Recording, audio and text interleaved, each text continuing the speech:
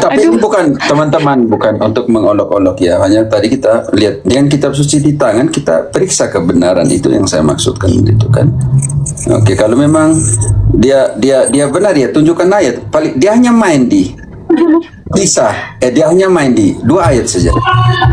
Ayat yang pertama yang dia bawa selama berapa menit itu paling-paling yang mana? Yohanes 13:13, tapi tidak mau baca konteksnya. Yang kedua, dia mau bawa saya kemana? Ke Yohanes 20 ayat 17. Gue sudah tahu ngapain mau bawa ke sana. Makanya saya langsung jebak dengan pertanyaan, Yesus sendiri? Dia bilang, iya, Yesus sendiri.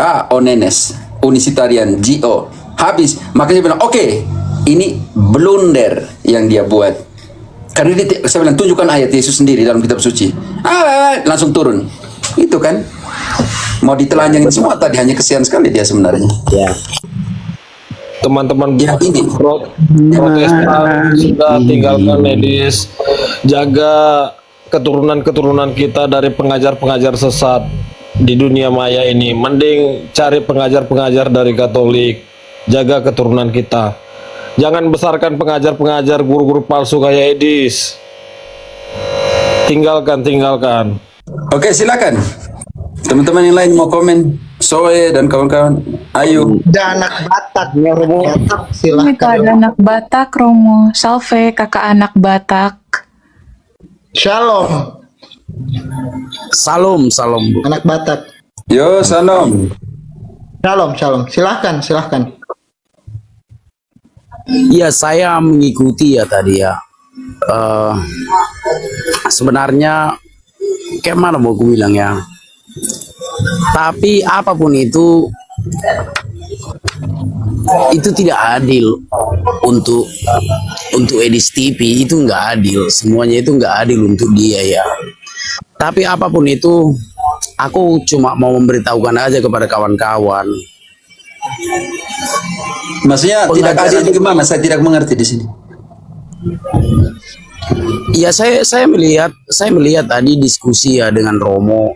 Menurut saya itu tidak adil karena apa yang dia ketahui itu hanya sebagian kecil saja dari apa yang diketahui Romo.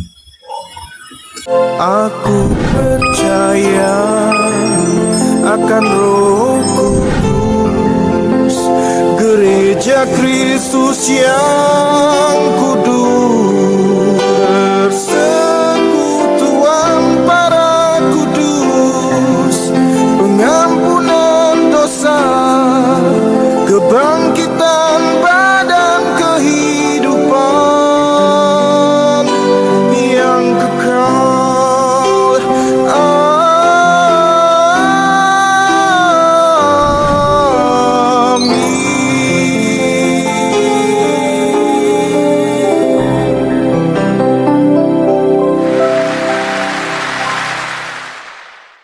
Salve, saudara-saudaraku umat Katolik.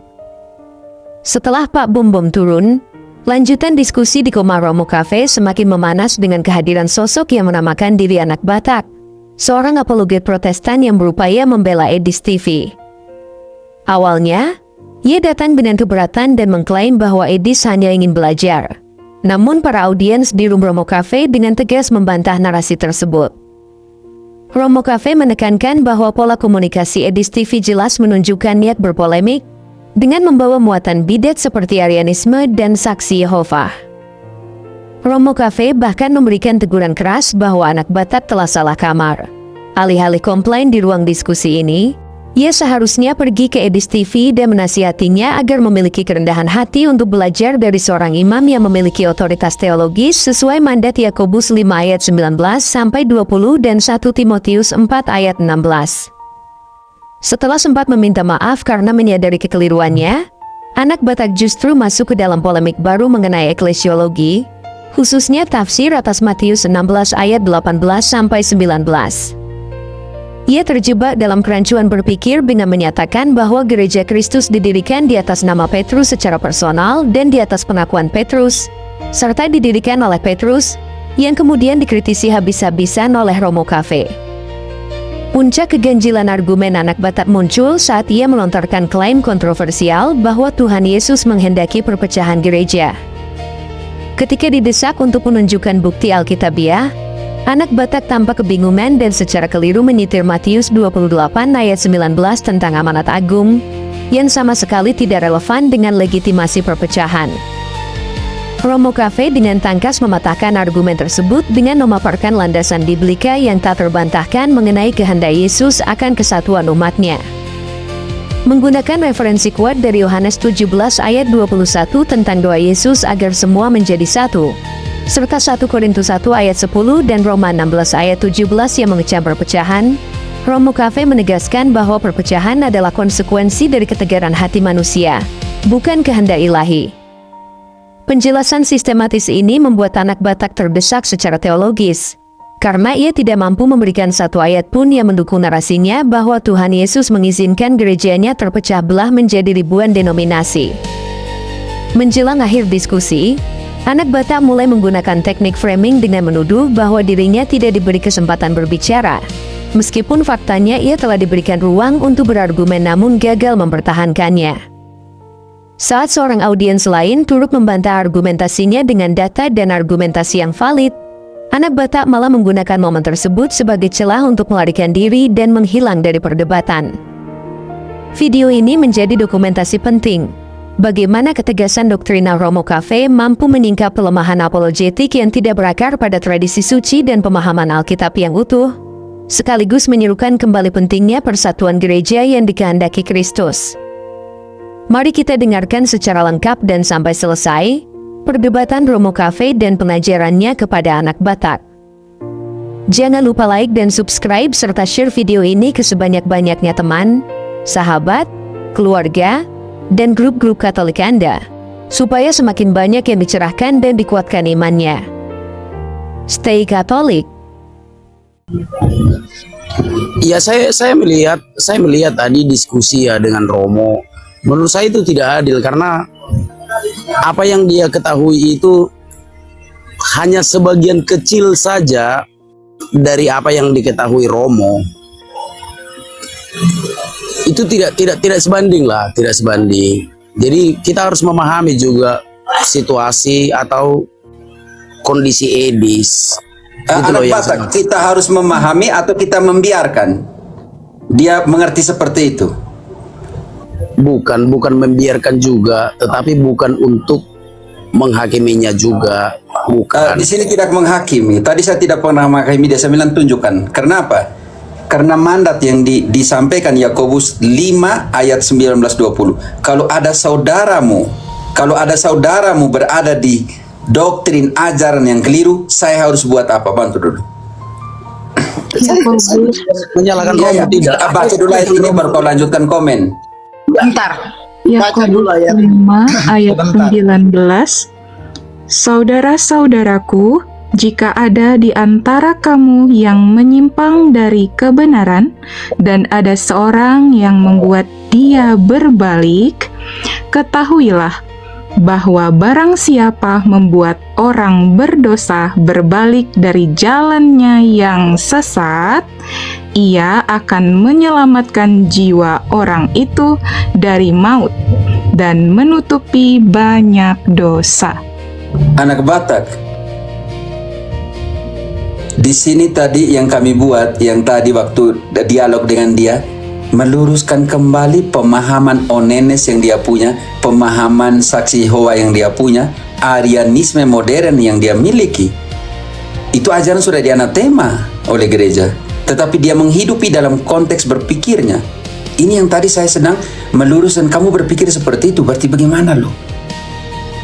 Bukan soal dia punya pengetahuan level atau tidak, tetapi cara berpikirnya seperti itu. Kenapa? Karena keselamatan itu mulai dari keselamatan doktrinal. 1 Timotius 4 ayat 16. Dan saya tidak bisa membiarkan dia mengajari orang seperti itu. Karena ajaran menyelamatkan. 1 Timotius 4 ayat 16. Awasilah dirimu sendiri dan awasilah ajaranmu. Bertekunlah dalam semuanya itu. Karena dengan berbuat demikian, engkau akan menyelamatkan dirimu dan semua orang yang mendengar engkau. Anak Batak, saya membiarkan dia mengajarkan seperti itu. Baik Romo, ya izin Romo ya yang saya hormati, saya sangat hormat kepada Romo. Bagaimana kalau kita membaca Titus 3 ayat 10? Silakan. Silakan Ibu. membaca, silakan membaca. Titus 3 Tetapi ayat 10. jangan dulu 10 tapi baca dari ayat 9. Hindarilah perkara-perkara bodoh. Engkau harus baca dari sana. Nanti kau harus hindari dia. Dan ingat ayat 11. Karena apa kau harus hindari dia? Titus 3 ayat 9. Tetapi hindarilah persoalan yang dicari-cari dan yang bodoh.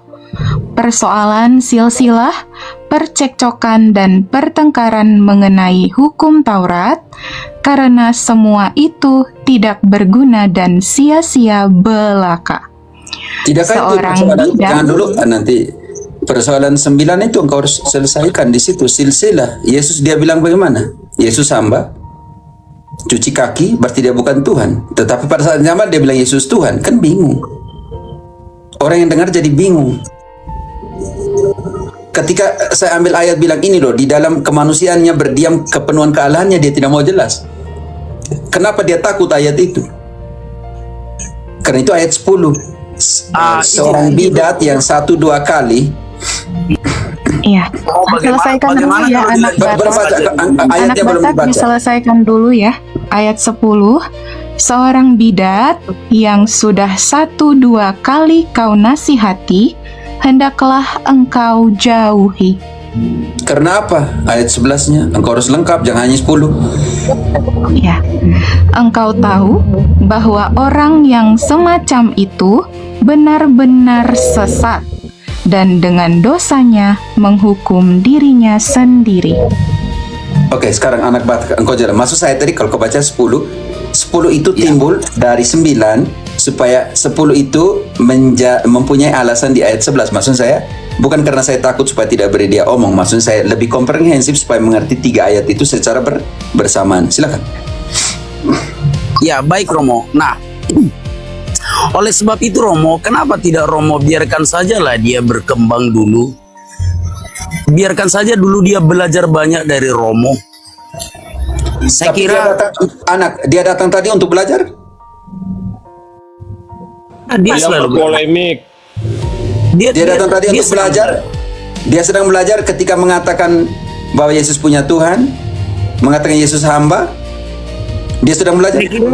Saya kira dia mendatangi Romo karena dia ingin belajar. Sekalipun cara orang belajar itu kan Tafsiranmu. berbeda-beda, Romo. Itu kan tafsiranmu yang jelas tadi dia Polemik. Ya, sebentar, polemik, Bapak. bukan tafsir. Sebentar, Bapak. Bagaimana kalau sebentar, Bapak? Sebentar.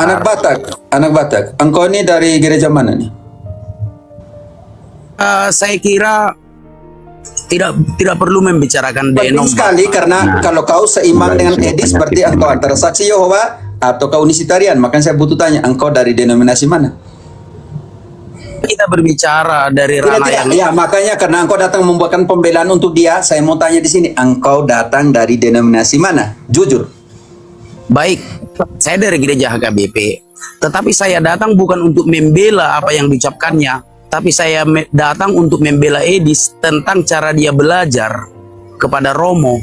Kalau begitu kau pergi bela di dia, kau berikan nasihat ke dia, kau bilang Edis kau belajar lagi, bukan omong di sini tidak ada guna. Sebagai yang akan engkau nasihatkan itu nasihat dia bukan nasihat saya.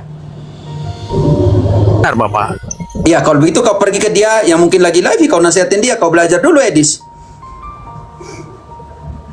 Lalu kok buat Baik. kau nasihat saya di sini?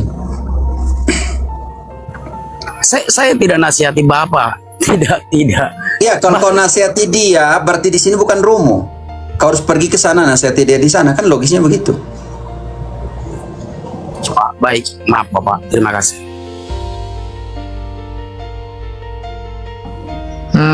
Begitu ya anak Batak ya. Masalahnya kan dia apologet dengan banyak views. Begitu dia banyak pengikut. 800.000 pengikut itu disesatkan. Kalau 800.000 itu orang Kristen dari HKBP dan lain sebagainya, itu sesat gara-gara dia. Tidak bisa berkompromi dengan kesesatan orang. Begitu di Titus 3 ayat 10 tadi jelas, seorang bidat yang sudah 1-2 kali kau nasihati hendaklah kau jauhi. Dia kan bidat, sudah beberapa kali dinasihati, begitu. Tapi kan orang-orang nggak menjauhi dia. Karena apa? Ya karena dia pintar untuk memonopoli, memanipulasi, begitu.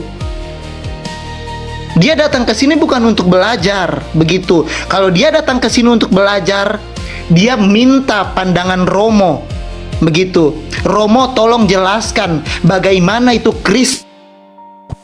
Oke, lanjut sedikit ya. bagaimana itu kristologi, bagaimana itu Allah Sebentar, Tritunggal Maha ada Kudus. telepon sedikit 1 menit Begitu. ya. Saya telepon 1 menit. Oke, silakan lanjut dulu.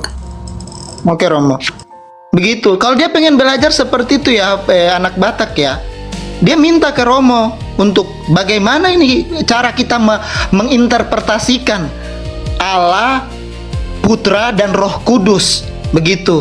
Apakah Kristus itu pribadi Allah atau manusia? Bagaimana kodrat atau natur ilahi dan manusia bisa bersatu atau hipostasis union? Begitu kalau dia mau belajar. Jangan dia mulutnya ngoceh-ngoceh terus. Orang mau belajar itu telinga, iman timbul dari pendengaran. Anak Batak pasti tahu itu. Anak Batak ini apologet yang sudah lama juga. Bagaimana dia membela iman anak Batak sesuai dengan 1 Petrus 3 ayat 15. Bagaimana dia mempertanggungjawabkan iman, sedangkan iman yang dia pahami itu keliru, sesat. Begitu. Apa? Poinnya begini anak Batak, bukan mau menarik banyak umat, bukan. Tapi bagaimana orang itu bisa paham kebenaran dalam iman. Begitu. Baik, boleh saya berbicara? Silahkan. Kalau kita berbicara tentang denom, saya kira di luar dari Matius 16 ayat 18 semua itu dia nggak bidat kan? Tetapi kan Tuhan membiarkan semua. Baca dulu setiap sebut ayat kita baca itu. Di room saya begitu, setiap sebut ayat harus dibaca. Matius 16 ayat Matius 16 ayat 18. Di situ tidak dia bilang denom, di situ dia bilang di atas Petrus saya mendirikan gerejaku. Jangan keliru di situ. Dia bukan bilang dirikan denom di situ. Oke, baca dulu. Jadi hati-hati Bapak ambil ayat. Silakan dibaca. Dan aku pun berkata kepadamu, engkau adalah Petrus, dan di atas batu karang ini aku akan mendirikan gerejaku, dan alam maut tidak akan menguasainya. Apa hubungan denom di situ Bapak ayat yang kau ambil? Iya, seluruh denominasi Kristen di luar dari gereja yang didirikan Petrus kan bidat. Kalau kita berbicara ke denom. Anak Batak saya harus koreksi. Bukan Petrus yang mendirikan. Di situ ayat situ siapa yang mendirikan? Tuhan Yesus yang mendirikan jemaatnya di atas nama Petrus.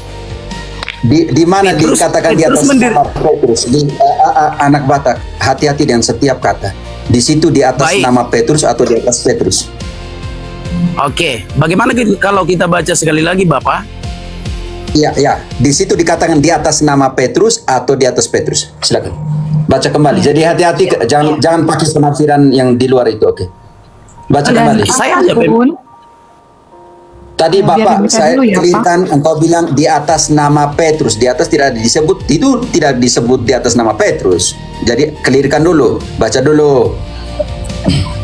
Ya, dan aku pun berkata kepadamu, engkau adalah Petrus, dan di atas batu karang ini aku akan mendirikan gerejaku, dan alam maut tidak akan menguasainya. Di mana disebut di atas nama Petrus di situ?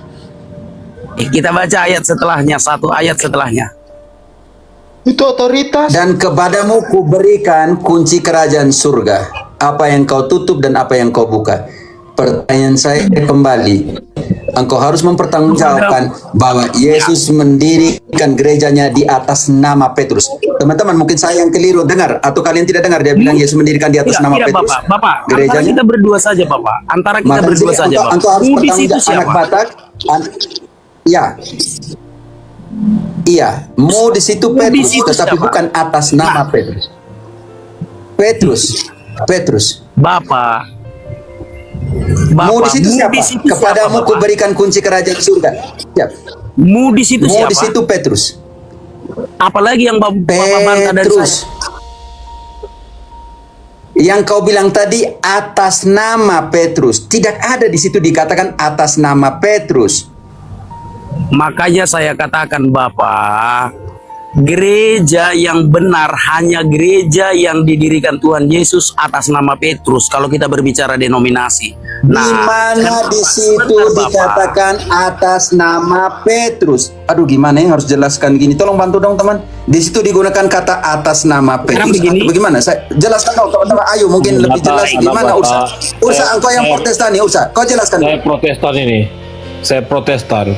Apa yang tertulis di Alkitab itu aja, jangan ditambahin, jangan dikurangin. Yang dibaca tadi tidak ada atas nama. Tidak semua.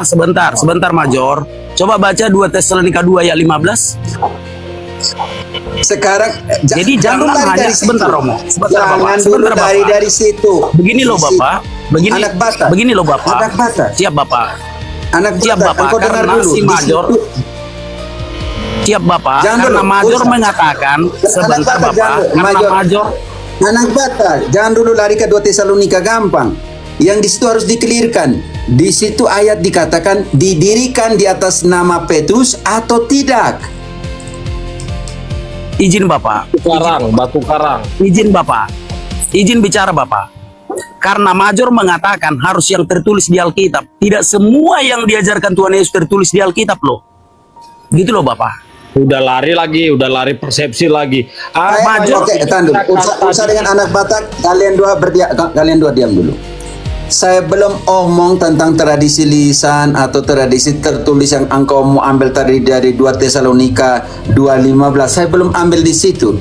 Kita kembali lagi ke konteks yang kau harus pertanggungjawabkan.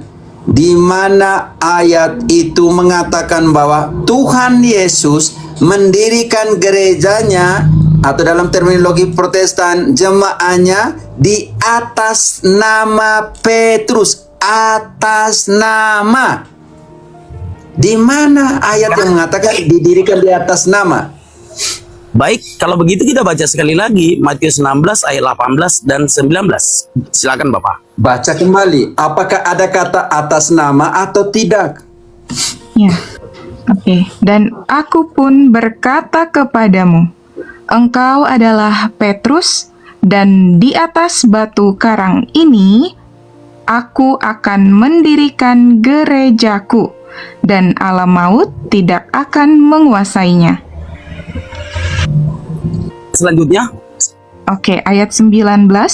Kepadamu akan kuberikan kunci kerajaan sorga. Apa yang kau ikat di dunia ini akan terikat di sorga, dan apa yang kau lepaskan di dunia ini akan terlepas di sorga. Yesus berbicara kepada siapa? Kepada Petrus. Maka kalau kita berbicara tentang denominasi, hanya gereja yang didirikan Petruslah yang benar. Itu bukan Itu tidak bisa pertanyaan dibantah. saya. Bapak Batak, saya tidak tanya itu. Saya tanya pernyataanmu bahwa Yesus mendirikan gerejanya di atas nama Petrus. Itu yang saya belum mengerti ayat itu. Kok atas nama Petrus? Kapan? Maksudnya Baik, saya atas akan nama jawab. itu yang kau harus jelaskan ke saya. Baik, saya akan menjawab Bapak. Saya akan menjawab. Di atas pengakuan Petrus itulah Yesus mendirikan gerejanya. Demikian Bapak. Tuhan Yesus orang Berarti bahasa bukan lagi atas nama, sekarang atas pengakuan Petrus. Jadi gimana? Bingung lagi saya. Itu dialog Petrus dan Yesus. Mau pengakuan apa lagi? Itu dialog Sebentar, Yesus Tio. dan Petrus. Anak Batak, kalau kurang paham, kau mending lanjut sama Biar Romo. Pater Romo saya jelaskan kurang paham. di Ursas. Sebentar, Pater. Jel. Ya, maksudnya dia mengerti bahasa Indonesia tidak. Oh, Anak Batak, pertanyaan jelas. kalau memang kurang paham Ursa memahaminya, sebentar. Ursa sebentar, Pater Jerry dulu omong. Oke. Jadi, Jelas, tadi kan pernyataan dia itu di atas nama Petrus. Maka tadi kita tanya kembali dia. Coba cek ayat, di dalam ayat itu ada tertulis enggak kalimat yang menyatakan bahwa Yesus mendirikan di atas nama Petrus. Dia kutip sini, kutip sana, terjelas. Mengerti bahasa Indonesia tidak, ini payah betul ini. Itu yang pertama. Yang kedua, dia tadi datang bela Edis. Sekarang dia mau berapologet lagi di sini lagi. Ya sudah. Bukan itu maksud saya. Artinya gini, tadi ketika Romo menanyakan, sebentar Bapak, ketika Romo menanyakan anak Batak dari denominasi mana, anak Batak dari denominasi mana. Kalau kita berbicara tentang hierarki, hanya gereja yang didirikan Petrus lah gereja yang benar. Di luarnya itu semua bidat kekristenan. Saudaraku, Tapi, bukan sebentar, gereja Bapak. yang didirikan Petrus. Tidak, engkau Ini sudah bahasa salah. berkaca. Secara teologis kau Kau sudah sudah salah. salah itu. Bukan gereja yang didirikan Petrus. Baik. Terima kasih. Lanjut saja Bapak. Kalau saya tidak punya kesempatan untuk bicara, lanjut saja Bapak. Engkau punya kesempatan, tapi jangan bilang begini, gereja yang didirikan Petrus. Sejak kapan Petrus dirikan gereja? Yesus yang mendirikan gerejanya di atas pengakuan. Iya, Petrus. tapi engkau tadi Nah, bilang Tidak gereja yang mungkin. didirikan Petrus. Dan baik, saya menarik perkataan saya. Artinya saya bisa mengulangi lagi Bapak sekali lagi.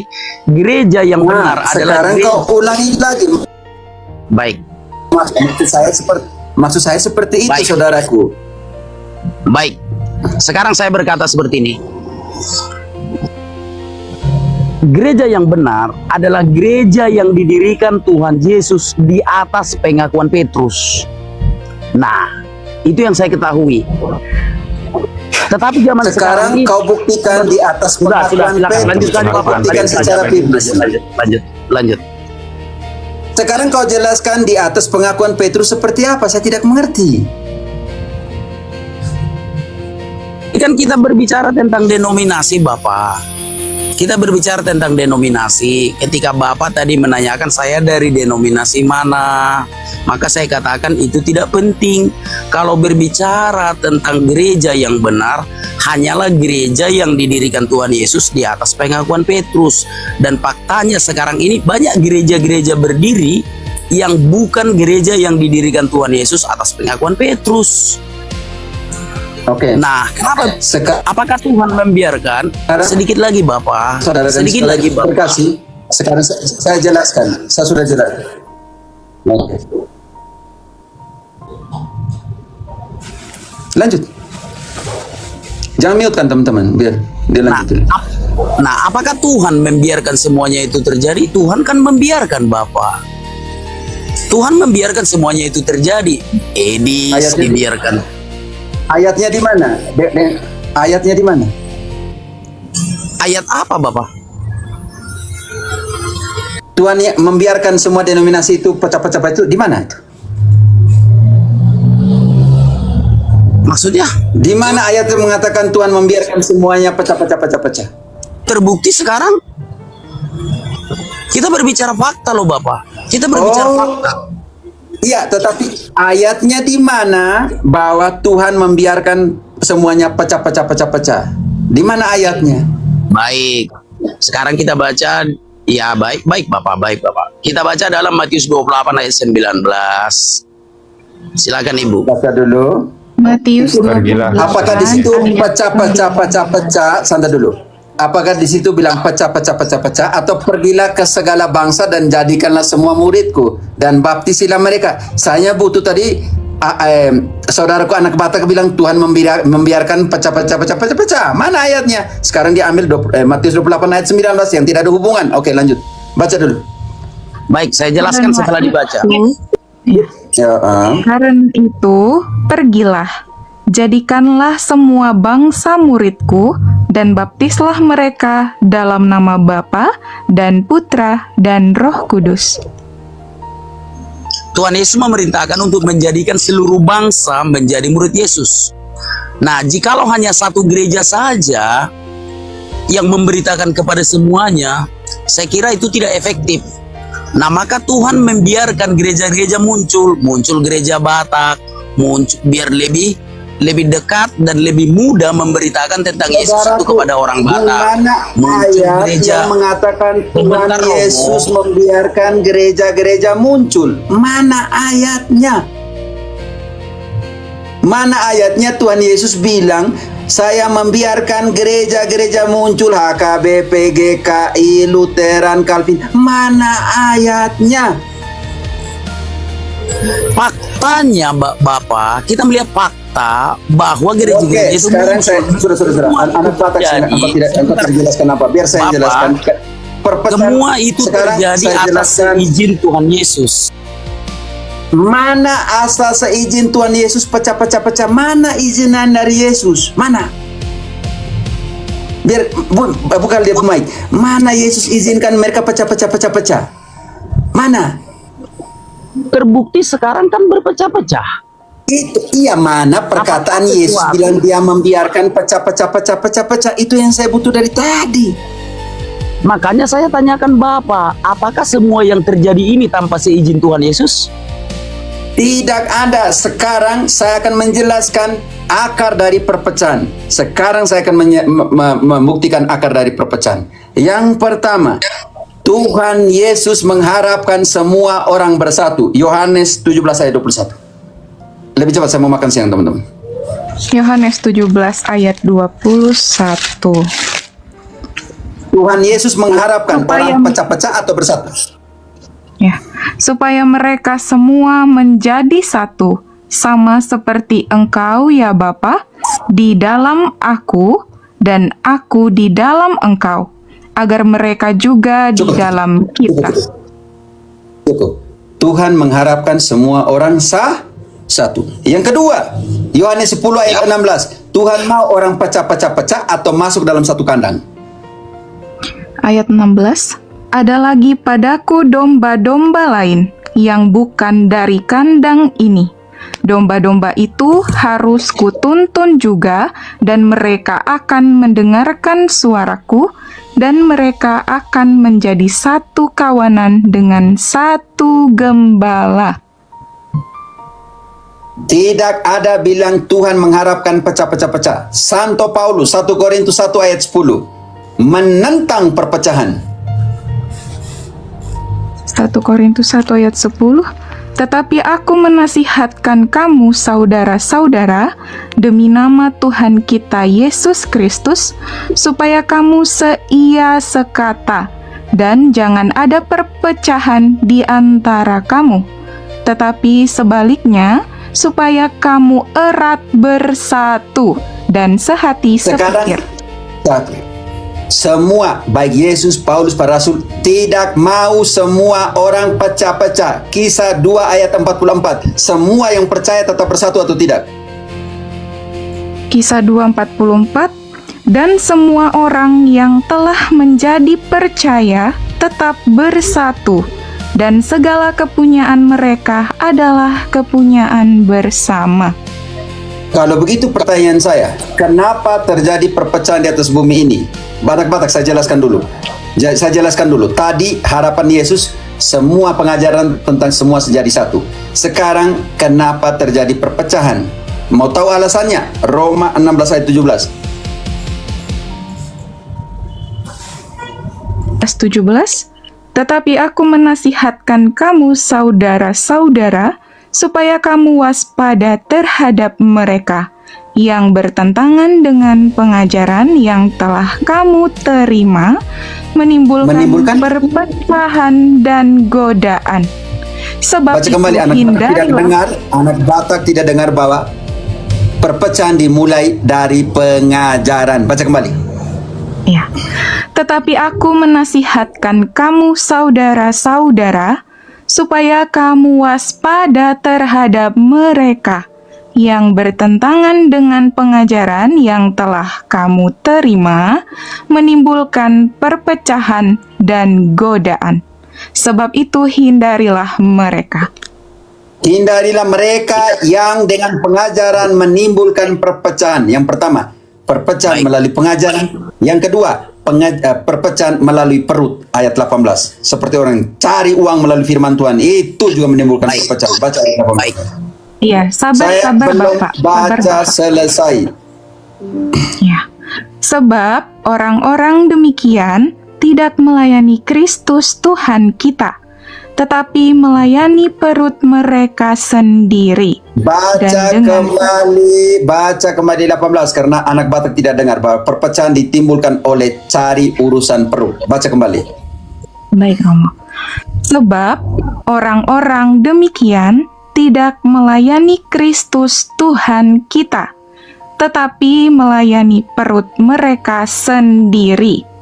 Dan dengan kata-kata mereka yang muluk-muluk dan bahasa mereka yang manis, mereka menipu orang-orang yang tulus hatinya. Anak Batak, sekarang kau buktikan di dalam kitab suci Siap. bahwa Tuhan Yesus mengizinkan perpecahan. Izin Bapak. Ya, tapi Izin, ini Bapak. pertanyaan saya. Saya tadi sudah menjelaskan. Gini loh Bapak. Bapak jangan sebentar Anak Bapak. Batak, Sebentar anak Bapak. Batak. Sebentar Bapak. Iya, saya akan Sebentar, saya akan Bapak. memberikan- saya akan memberikan ini anak ini. Pertanyaan saya, engkau dengar dulu baik-baik. Kau tunjukkan di dalam kitab suci bahwa Tuhan Yesus mengizinkan perpecahan dan kau tunjukkan akar dari perpecahan secara biblis. Silakan. Iya, silakan disimak saudara-saudara semua. Saya perhatikan, jikalau apa yang saya katakan tidak Bapak setujui, maka Bapak akan ambil waktu saya untuk saya stop. Dan saya kira ini bukan dialog yang biasa dilakukan oleh akademisi. Bapak tidak boleh mengatur apa yang akan saya ucapkan. Sekarang waktumu untuk menjelaskan itu, saya beri waktu. Silakan. Ya baik, untuk itu saya peringatkan kepada host, supaya jikalau apapun yang saya sampaikan, apabila tidak cocok di hati host, jangan ambil waktu saya untuk berhenti. Biarkan saya menjelaskannya sampai jangan selesai. buang-buang waktu lah, silakan Ngomong jelaskan. sudah, jangan terlalu. Gitu loh. Kosong kau anak Batak. Udah fokus aja kau di penjara. Fokus ngapain kau naik di Nah, menyerang pribadi. Kalau gitu saya Bukan. mundur karena Kau sudah fokus menyerang aja di sana. pribadi. Terima Apa kasih. kau diskusi di sini? Udah ditanya kamu lari kemana-mana. Silakan, ya, teman-teman. Silakan jelaskan Sudah kabur di dia. mana Yesus dan para rasul mengizinkan Sudah perpecahan. kabur dia. Yang kedua, dia masih di sini. Yang kedua, tunjukkan akar. Wah, kabur gimana anak satu? Ini dia sengaja tidak mau menjelaskan, maka dia sengaja pakai jangan potong saya, jangan ad hominem. Itu biasanya Sudah selesai. mereka. Kau punya waktu, selesai.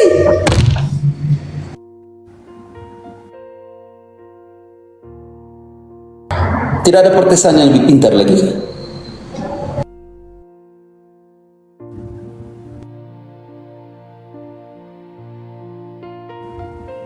Halo, suara saya masih didengar? Halo? Oke, oke. Mau Halo? Ya. Masih dengar ya? Masih aman. Masih Romo. Tadi kan saya minta dia jelaskan kenapa dia omong tentang aturan debat. Itu saya tidak minta itu kau jelaskan Yesus mengizinkan perpecahan mana ayatnya, para rasul mengizinkan perpecahan mana ayatnya, dan tunjukkanlah akar dari perpecahan itu karena apa dalam kitab suci, karena Yesus mau mana ayatnya. Oh, saya minta izin dulu, Romo. Nggak layak dan pantas dia diskusi sama Romo. Karena ketika Kenapa? dia lari kemana-mana, Romo. Kita udah geram loh, Romo. Ya mau bilang apa ini? Estoy solo? Suka-suka dia ngomong, jangan dibantah. Ketika ditanya mana ayatnya diizinkan perpecahan. Nah itu loh fokusnya tadi. Dia bilang itu atas izin Tuhan katanya. Loh, cerai berarti berbuat dosa atas izin Tuhan dong berarti. Itu risikonya. Kamu mencuri, ya. Berarti atas izin Tuhan. Berarti Tuhan kan kunci melarang mencuri. Ya sama seperti Martin Luther tadi. Ya, dia kan atas kehendak bebasnya untuk berpisah dari gereja Katolik. Itu loh, dia nggak paham di situ.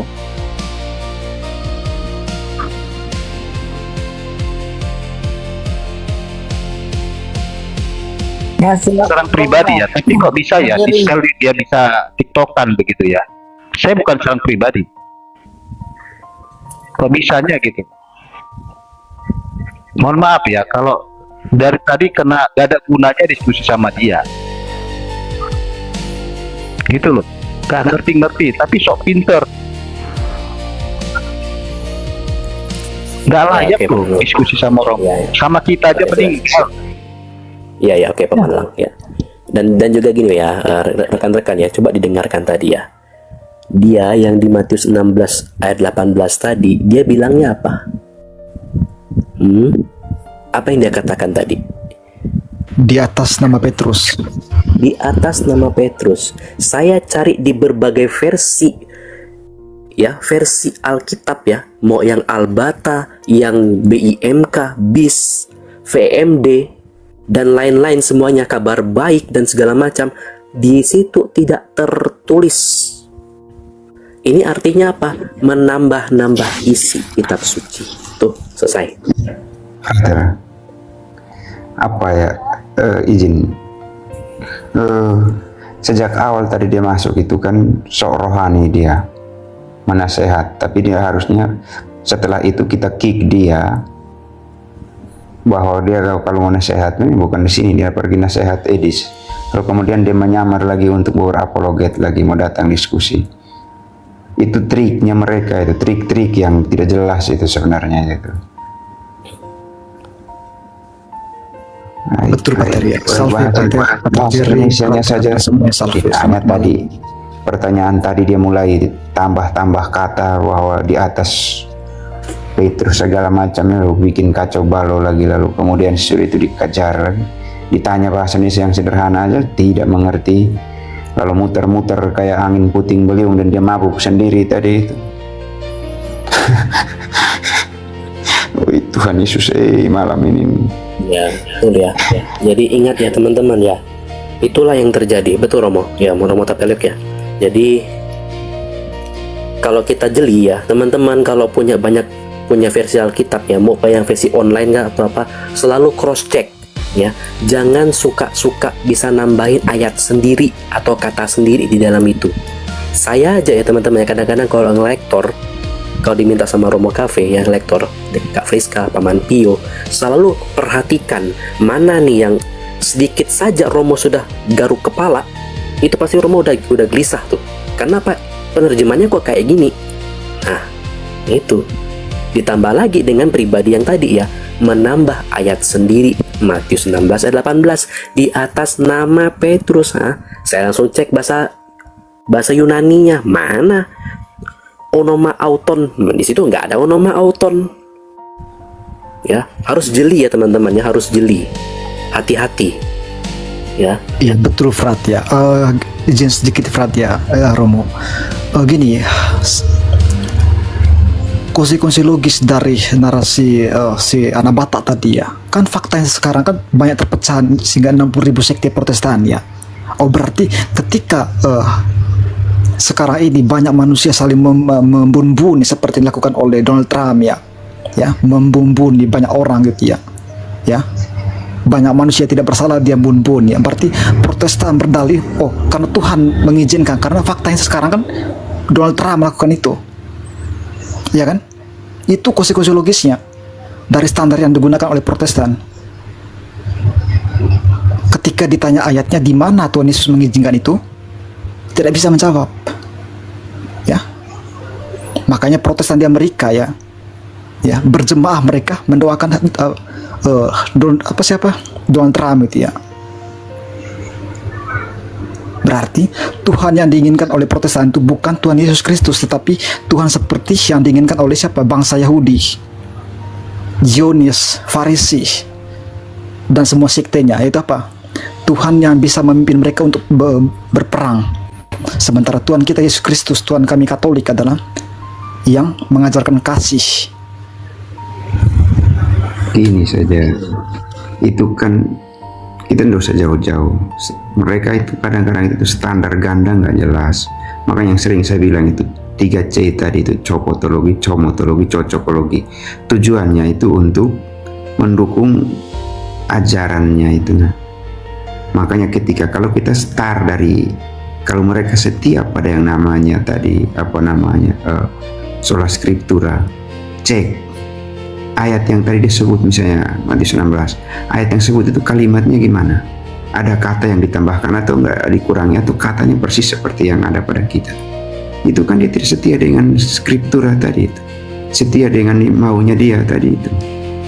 Jadi bukan lagi standar kebenaran di sini, tapi standar kebenaran dia lagi, bukan lagi kitab suci. Makanya mereka nggak jelas mereka yang mau ikuti yang mana, standarnya yang mau ikuti yang mana. Bilang sola scriptura, Tapi nanti ketika kita tanya mana ayatnya, faktanya di lapangan. Oh, berarti bukan sekolah skriptur tapi sekolah lapangan gitu mungkin.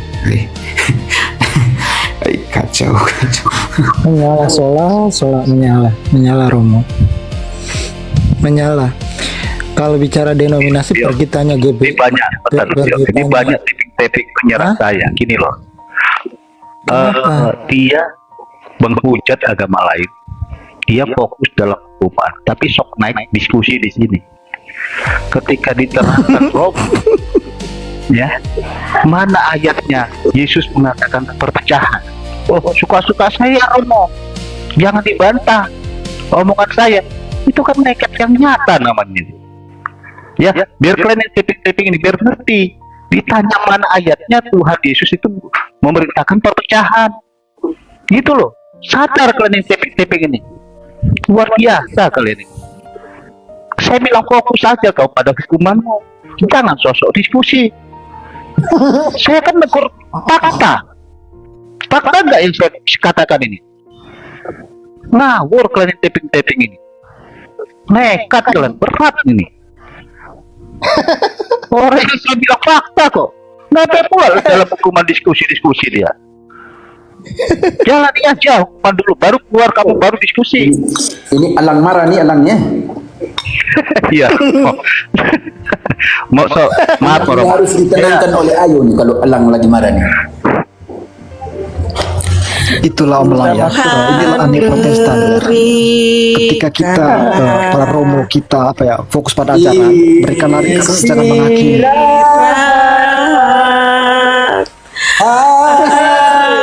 Abadi dan kekal bagi Edis dan anak Batak, beri penghiburan. Daripada ngamuk-ngamuk kalian kan, mending kita nyanyi lagu untuk bisa requiem aja buat dua orang itu. Daripada marah-marah. Jadi gitu. Kalau mau pergi tanya denominasi, ya kan, pergi tanya di PGI. Kenapa sudah 500 gereja di Indonesia ini? Begitu. Kalau soal ayat itu ayat pembuka, ayat rencana Yesus mendirikan gereja di atas Petrus. Itu adalah dialog Yesus dan Petrus. Begitu. Bukan atas nama Petrus, atas pengakuan Petrus. Tidak. Realisasinya nanti ada di Yohanes 21. Begitu. Otoritas dan rencana itu di situ. Oke. Realisasinya nanti ada di Yohanes tadi. Begitu. Denominasi kok pergi tanya di PGI, bilang PGI kenapa sudah 500? Berarti kami sesat. Kalau gereja Katolik tidak. Kami bisa membuktikan bahwa gereja Katolik itu biblis. Sudah selesai sampai di situ. Protestan tidak bisa. Ya mohon maaf saja. Siapa suruh menjadi Protestan? Akibatnya apa? Eklesiologi dari Protestan itu tidak bisa dipertanggungjawabkan. Hanya gereja Katolik yang bisa mempertanggungjawabkan eklesiologi dari perspektif biblis, historis, dan patristik sebagai penunjang, pelengkap eklesiologi. Begitu. Silakan tanya ke PGI sana, entah Lutheran, entah Calvinis, entah siapa, tanya sana. Jangan tanya ke gereja Katolik, jangan tanya ke kami. Terus bilang berarti kami sesat dong. Bilangnya ke sana, jangan bilang ke sini, jangan curhat di sini. Begitu. Kok pula curhat di sini? Tidak bisa seperti itu. Ada aja, nggak nyambung. Berarti Om Pio ya, karena berdasarkan ayat yang dibawa oleh siapa tadi anak Batak ya, Matius 28 dari ini ya, ayat 16 sampai 20 ya. Karena di situ kan apa ya, hanya 11 rasul ya, sebelum Matias ya, sebelum ada Matias di situ ya. Nah, berarti setiap rasul itu dia mendirikan 5.000 sekte ya. Sehingga nanti 5.000 kali 12 ya, berarti 60.000 sekte gitu ya. Ya, 5.000 ya. Kalau matematik ya. 5.000 sekte per rasul gitu ya.